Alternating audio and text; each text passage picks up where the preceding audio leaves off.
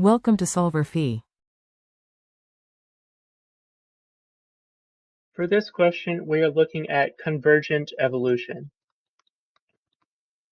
So one of the best ways to look at evolution is to consider it like a branching tree, where organisms start from a single common ancestor and they branch off as they gain new traits or qualities or adaptations to their environment.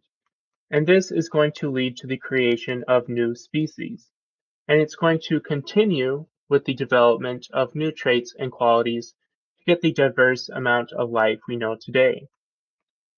Where convergent evolution comes in is the acquisition of a similar trait seen between organisms. However, the fact that we use convergent to describe this implies that they have already diverged from one another in the very beginning. So here, convergent evolution is only going to occur between species that already have some amount of dissimilarity, such as between different branches on the evolutionary tree. So it's going to be the acquisition of a similar trait between two from very different environments.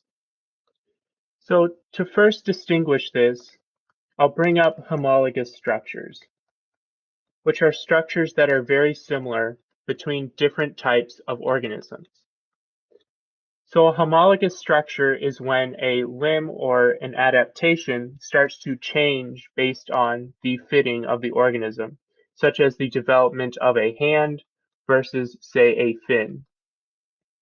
We're expecting that the ancestor these two originated from already had some sort of limb in the first place, and whether it develops into, say, a hand or, say, the fin depends on the environment the organism is in. So this is different from a convergent evolution, as we are starting with no common sort of phenotype or genotype to be based off of, or no common trait, we'll say. And they're going to pick up some sort of quality that's similar between the two. So this can be something like developing wings for flying. So if we have, say, an insect developing on this left-hand side of the tree, whereas we're going to have birds develop on the right-hand side of the tree, you can imagine that there are many branches and differentiations between insects and birds. Insects are going to have wings that typically branch out of their backs and allow them to fly, whereas birds are going to utilize their limbs instead, or their wings.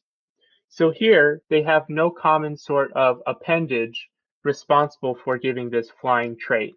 But based on the natural selection and what caused organisms to branch and develop those qualities, they both managed to share this common convergent quality.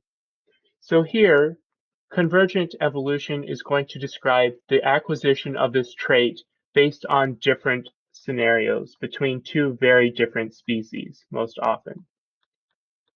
So keeping this in mind, the best answer choice for this question is going to be D, that the development of wings in insects and birds, because they are very different from one another in how they were acquisitioned, and they don't have this sort of similar homologous structure they originated from, convergent evolution is going to best describe the acquisition of the ability to fly.